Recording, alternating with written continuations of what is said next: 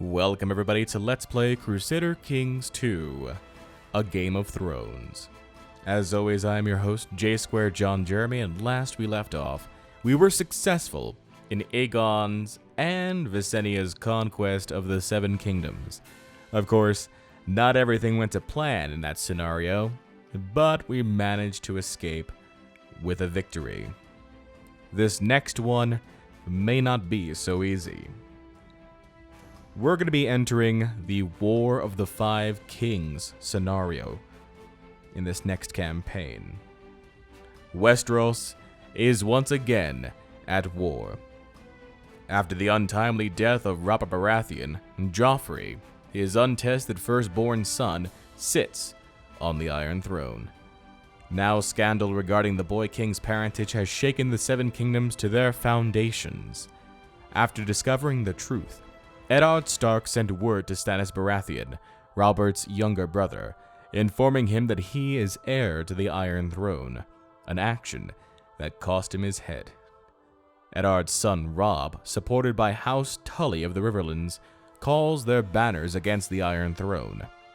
Meanwhile, Renly, Robert's youngest brother, has struck an alliance in the Reach in order to press the claim in his own name. Finally, Balon Greyjoy, ever the opportunist, declares his own independence and sends his reavers to reap the treasures of the North. In this scenario, relive the central conflict of the A Song of Ice and Fire series, immortalized by George R.R. Martin.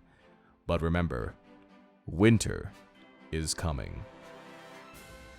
So in this scenario, we will be playing as Robb Stark, King Robb the Young Wolf. Robb Stark is the firstborn son of Eddard Stark, the Lord of Winterfell, and Catelyn Tully, daughter of the Lord of the Riverlands. After his father was imprisoned by King Joffrey Baratheon, or Lannister, depending on which view you take, Robb raised the northern banners and marched his army down the neck in order to free his father.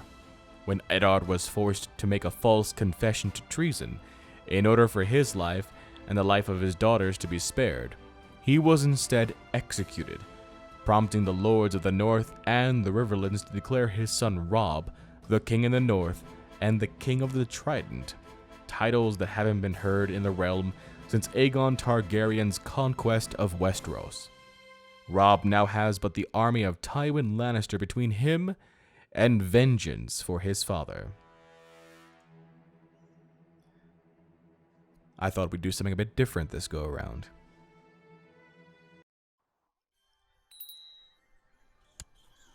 Now we're playing as a Northman, Old Gods King. The Northman has no different culture effects, but the Old Gods are the nameless nature spirits worshipped by the first men, and by the children of the forest before them. They are worshipped in the sacred groves known as Godswoods, with a heart tree at their center, a sacred weirwood tree into which the face of a god has been carved. Priests can inherit titles, and there is no religious head. Note the music here, it is Christmas time, and apparently the Christmas music supersedes the mods music in this case, so we'll be enjoying Christmas time cheer in this scenario. King Robb. I declare that my brother Robert left no true-born issue of his body. The boy Joffrey, the boy Tommen, and the girl Marcella being abominations of incest between Cersei Lannister and Sir Jaime the Kingslayer. By right of birth and blood, I do lay claim to the Iron Throne. Let all true men declare their loyalty. Signed, Stannis of the House Baratheon, the first of his name, King of the Andals, the Rhoynar, and the First Men, and Lord of the Seven Kingdoms. Now in our case, even though he says he's King of the First Men, we're not really listening to him because we're also a king. But we'll also say, of course, I should have known. King Robb's opinion of King Joffrey changes by -25, as well as with Marcella and Tommen, as they're all suspected bastards. Stannis presents the following evidence. He argues that they look nothing like their father, in that they have golden hair and not the black hair of a true Baratheon. He reveals that Cersei and Jaime Lannister have been carrying on an affair, He also claims to have seen proof of their illegitimacy in the flames. Remember that Stannis is a follower of the Lord of Light. My name is Robb Stark of Winterfell. I refused to bend the knee before the Lannister impostors. They must pay for the murder of my father and the abduction of my sisters. Spurred on by my loyal vassals, I have been crowned king in the North and Trident, claiming back the ancestral birthright of my noble house from the corrupt and degenerate Iron Throne. Now I must choose a queen to rule with me. I have been betrothed to Rosalind Frey. However, in a moment of weakness, I laid with Jane Westerling, and she may be carrying my child. Do I risk angering the Freys to maintain her honor, or do I seek the best alliance to secure the war? Now, for those of you who have read the books or have watched up to season 3 of the television series, I think it's 3, you know what happens.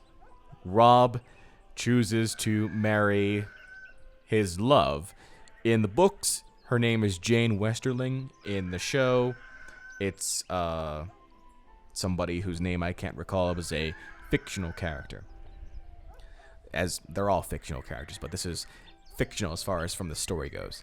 And we know what happens because of that, the Red Wedding. So, do we risk having a Red Wedding situation occur in-game? I don't know what will occur in this game. I've not played with Robb in this scenario here. This is the first time I'm playing as Robb Stark in the War of the Five Kings. I don't know what will happen. I do know that if we choose to do things different from Robb in the books and in the show, we might have a better shot at winning the war. So we have 3 options here. The first option is, I made a promise to the Freys which I must keep. I gain 50 prestige, and I marry, or I stay married to Queen Rosalind of the North. She is a naive appeaser. She is attractive, kind, craven, shy, and a family person. Not great stats. Jane's honor must be preserved. I will marry her. I would divorce Queen Rosalind. I would marry Jane Westerling. I would release Gawain II of the Crag. I would lose 50 prestige. I would gain 30 piety. And because I broke a solemn vow to wed one of his daughters, Walder Frey will be outraged and will withdraw his levies from the war. That's a bit of an issue. Jane Westerling. Slightly better in diplomacy. Better all around except for in learning. She's also attractive.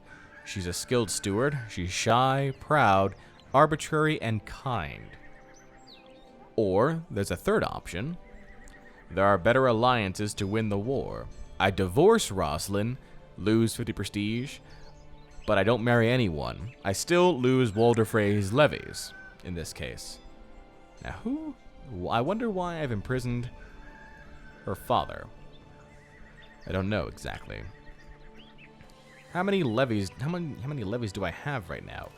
I have 35,000 soldiers, it looks like.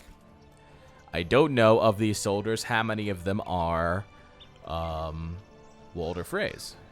It's a good question. I wonder if the game will tell me. Let's say we go to the twins here. Well, according to this, he hasn't even raised his levies yet. And he would have a total of about 6,000 soldiers here. So the question becomes, do I keep my vows to Queen Rosalind Frey? Do I marry Jane and divorce Rosalind? Or do I do a divorce and not marry anyone? Look for somebody else in the future. In this case, I think we're going to go ahead and keep our promise to the Freys, gain 50 prestige, and not have to worry about any backstabbing. Now, we also need to pick an ambition. Our ambition can be to obtain a Valyrian sword, win the war, see our house in the Iron Throne, have a son, have a daughter, fall in love, become exalted amongst men, become a paragon of virtue and amass wealth. I think it should be to win the war. Our focus right now should also be on war. Now, Robb here, he's got okay diplomacy. He's got great martial ability, average stewardship, no intrigue. This guy is not somebody who can plot anything. And he's got okay learning. He's a skilled commander, a trained fighter. He's got a dire wolf. He's a rebel leader. He's proud, authoritative, honorable, brave, just, honest, kind, and diligent. On the field of battle, he's also a cavalry leader, a trickster, and an inspiring leader. Keep all that in mind. His heir is Lord Brandon of the North, Brandon Stark, crippled, proud. He has green dreams, and he also has his direwolf. Yeah, that is a thing. Now, on the Iron Throne right now is Joffrey Baratheon, whose wife is Queen Marjorie Tyrell, so they've already gone ahead and wed at this point. Joffrey is attractive, cruel, craven, and proud. Not very good stats at all, but he's not the one I'm concerned about. I'm concerned about his armies, and I'm concerned about this guy's armies. Tywin Lannister. You don't mess with Tywin Lannister in this game. He is godly stats. That is his nickname. Tywin Godly Stats Lannister. You don't mess with him. Not at all. He's even carrying ice right now, which is House Stark's Valyrian steel sword. He's got my sword, damn it, and I want it back. So keep all that in mind there. Note, I do have Jaime Lannister imprisoned right now in my dungeon. Pretty nice. I like it. But, yeah. 35,000 soldiers here. What to do with them? I have really two main options. I can try and take out all of the Westerland's armies first before heading over to the Iron Throne, or I make a dash for the Iron Throne capital and try and win the war that way. Now, Tywin right now has 36,000 soldiers, so we're evenly matched as far as that goes. He's also taken a loan right now and has plenty of gold. What's my gold situation look like? 95.2 gold with losing gold about 2.3 per month. So I'm losing gold per month. I can't afford to have this war waged too long. I have great people along with me on this ride. Brynden Tully, my uncle, is a organizer, an inspiring leader, and unyielding. He's a great person to have with me on this campaign. And then who else do I have here?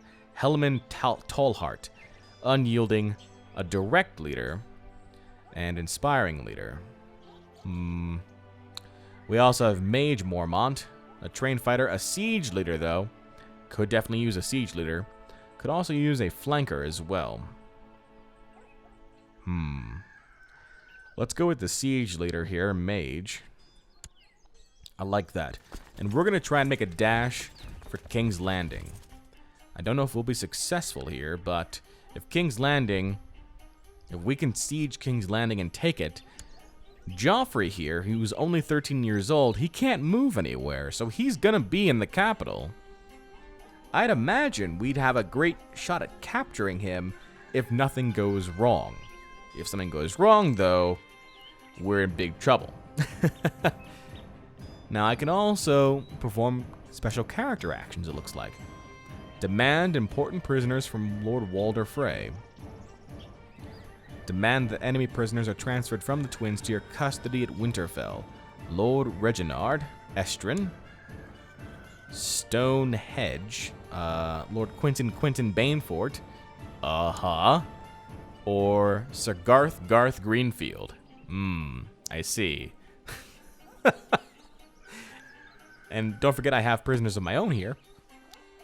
I've got Cleos Frey, Gawain, Lord of the Crag, Jaime Lannister, Tion Frey, Tytos Brax, and Willem Lannister.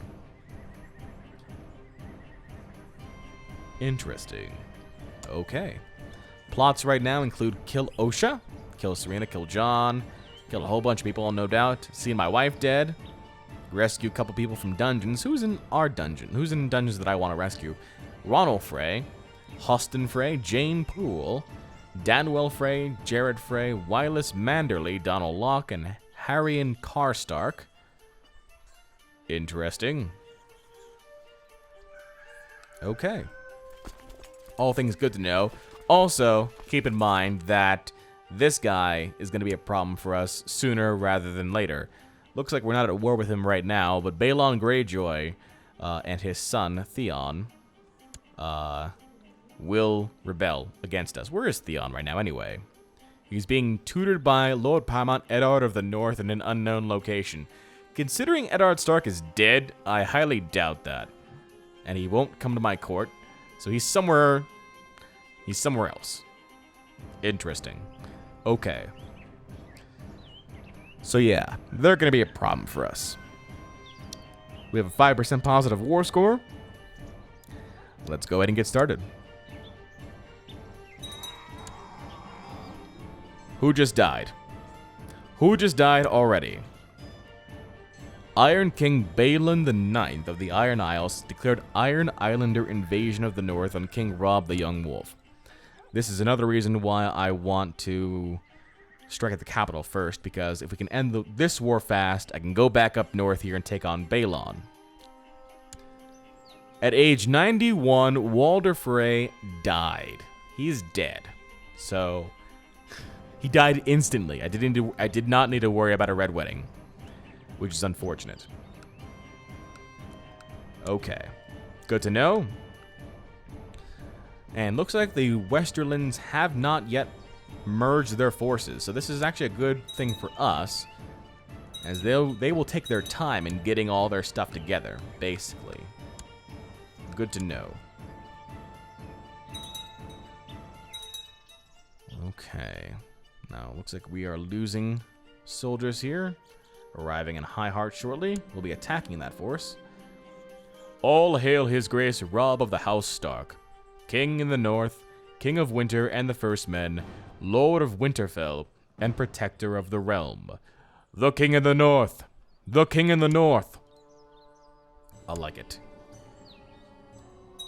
So yes, we're going to make a run on King's Landing here. And hopefully that'll be successful. Took out that army. Somebody just died. Again. We've apparently started a law for medium feudal taxes. Sure, why not? I want to keep it on factions as well. There's a Crown Loyalist faction. All these people like me. I like it. Good. Excellent. Victory here in this battle. My prisoner, Lord Gawain II of the Crag, is complaining about his dark cell in the dungeon, asking for more suitable accommodations. I still don't know why I have you in my prison, but I will be merciful and let you go into house arrest. Now, can I ransom you? You need 145 gold. It'll be a while before you get there, but I have faith in you. I need that gold. Make it happen.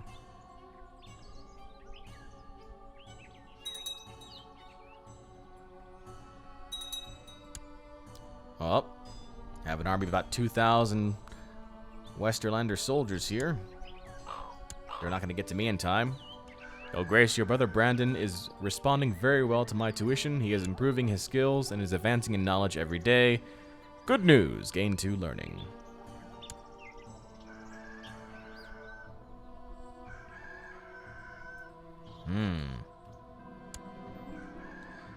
Jane claims she has started to show signs of pregnancy after your last night of lovemaking, but she says she will drink some moon tea to prevent any scandalous birth. At least the secret is safe. You would kill my unborn child.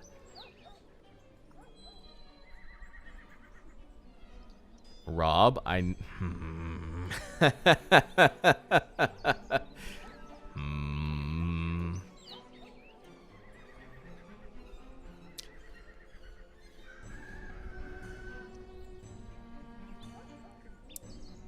At least the secret is safe.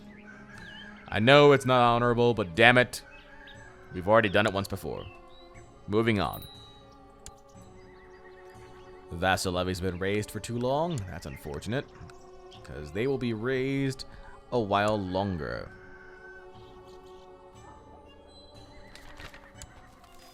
New Lord Commander on the wall. Night gathers, and now my watch begins. It shall not end until my death. I shall take no wife, hold no lands, father no children. I shall wear no crowns and win no glory. I shall live and die at my post. I am the sword in the darkness.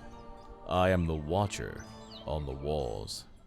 I am the fire that burns against the cold, the light that brings the dawn, the horn that wakes the sleepers, the shield that guards the realms of men.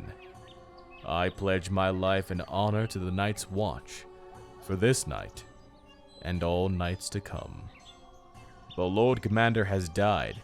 Dennis Mallister will replace him and will serve the realm in these troubled times. So Dennis Mallister has taken over. What happened to Jorah Mormont? Died a natural death at the age of 69. Well, there you go. Unfortunate. Dennis's heir is Sir Winton Stout, aged 96 and is incapable. I highly doubt he will be Lord Commander. Alright. Sad. Sad circumstance for Jorah Mormont.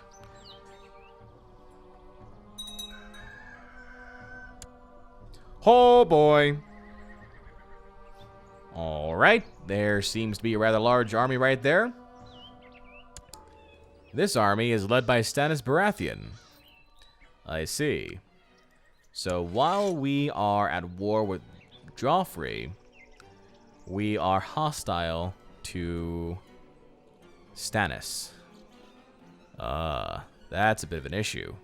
But if we go to King's Landing, they may take on the Riverlander armies for us. And I don't have to worry about them. Could be a thing. Alright. We are sieging King's Landing right now.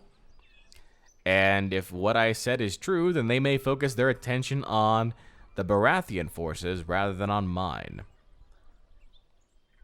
I like it. Now, looks like these guys are sieging my territories right now in the north. We've got 6,000 soldiers in Deepwood, the 14,000 in Crow's Siege. Justice is a harsh mistress, and I can't love her anymore. I am not the law. Okay. My prisoner, Lord Jaime the Kingslayer, is complaining about his dark cell in the dungeon. You shut up. You shut up.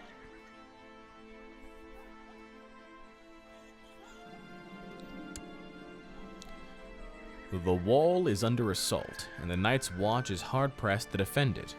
They have called on all the lords of the realm to take up arms and aid them in defending the realm from the dangers beyond the wall. What's going on? Oh, Mance Rayder. That's right, Mance Rayder is attacking the Lord Commander in the Free Folk invasion of the wall. 14% in favor of King Mance. Interesting. Well, we'll join that war, but I doubt we'll be able to finish our war in time to get there. But good luck with that. Good luck with that. Here comes the Westerlander army. That might be a problem. I'm hoping again that they go after the Baratheons and not me.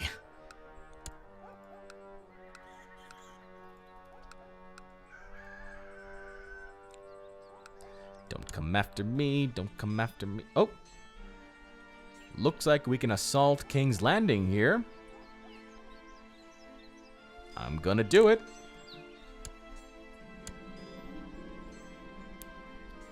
Alright. We have successfully assaulted and captured the Red Keep. We can release all the prisoners here. Sir Hobber Redwyn, Jane Poole, and Horace Redwyn are all released.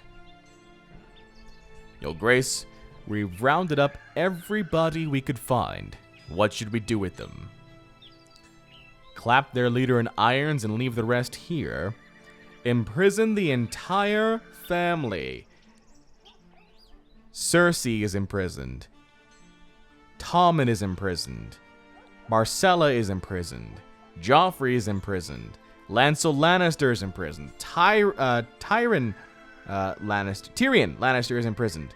Marjorie Tyrell is imprisoned. Oh, so good. So good. Imprison the entire family. Oh yes. 100% positive war score. Excellent work. Excellent work. Joffrey is mine. The Lannister family is mine. You, my friends, are next. Find out what happens next time on Let's Play Crusader Kings 2, A Game of Thrones. Until then, this is J Square John Jeremy signing off, saying so long and take care. Hey everyone, J Square John Jeremy here. Just want to thank you all for watching episode 1 of Let's Play King Robb's Defense of the North in Crusader Kings 2, A Game of Thrones.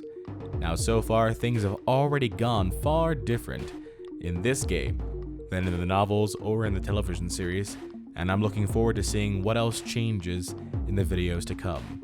As always, if you like these videos, don't forget to click on the right-hand thumbnail and subscribe, and until next time, so long and take care.